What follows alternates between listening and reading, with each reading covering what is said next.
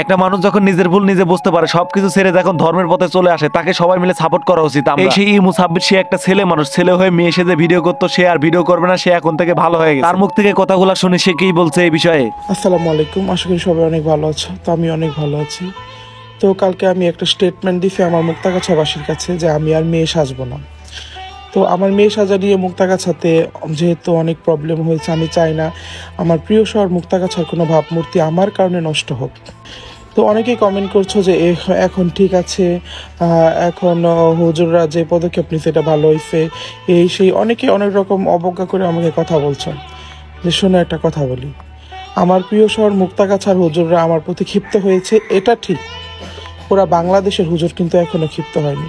পুরা বাংলাদেশের মানুষ কিন্তু এখনো আমাকে সাপোর্ট করে, এখনো অনেক ভালোবাসে।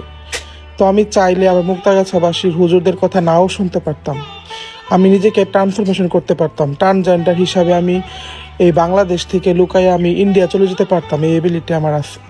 কিন্তু আমি এরকম পাপের কাজ করব না। আমি ছোট থেকে স্কুলে লেখাপড়া করছি, আমার মুক্তাগাছা শহরে আমি কলেজ করছি, সবাই আমাকে দেখে চিনে, সবাই আমাকে অনেক ভালোবাসে। ওনারা তাই আমার ভালোর জন্য আমাকে বলছে যে তুমি আর মেয়ে সেজো না, কারণ তোমরা আমার সন্তান, তোমরা আমাদেরই ভাই, তোমরা এরকম করো না। মুক্তাগাছাতে থাকতে হলে এরকম না করাটাই বেটার। তো আমি চাইলে ওদের সাথে তেরামি করে আমি বাংলাদেশ থেকে লুকাইয়া ইন্ডিয়া চলে যেতে পারতাম, আমার এই সাজের জন্য, আমার এই সাময়িক শান্তির জন্য। মনে করলেন যে আমি ইন্ডিয়া চলে যেয়ে নিজেকে ট্রান্সফরমেশন করে আমি ট্রান্সজেন্ডার হয়ে ভিডিও করতে পারতাম আমি আর ইমু। কিন্তু এটার কোনো লাভ আছে? আমি এতদিন সাজছি শুধু আপনাদেরকে হাসানোর জন্য। আমার প্রথম অবস্থার ভিডিওগুলো আপনারা লক্ষ্য করবেন যে আমি সবসময় কিন্তু ছেলে সেজে ভিডিও করতাম।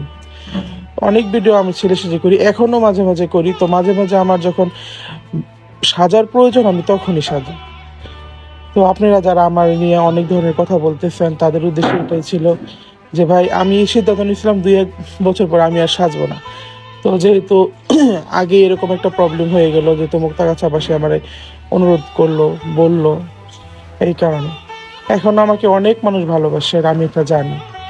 তো এটাই যে যেহেতু আমি পরিবর্তন হয়ে গেছি, আমি আর মেয়ে সাজবো না, সেহেতু আপনারা আমাকে ওইভাবে আর খারাপ ইঙ্গিতে কথা বললেন না। আমাকে সুযোগ দেন, আমাকে হেল্প করেন। একটা মানুষ যখন খারাপ দিক থেকে ভালো দিকে ফিরে আসে, ধর্মের পথে ফিরে আসে, তাকে সবাই মিলে আমরা হেল্প করা উচিত। এটাই আমার জন্য ভালো হবে, সবার জন্য ভালো হবে। তো আসসালামু আলাইকুম, সবাই ভালো থাকবেন, সুস্থ থাকবেন, আমার পাশে থাকবেন। ধন্যবাদ।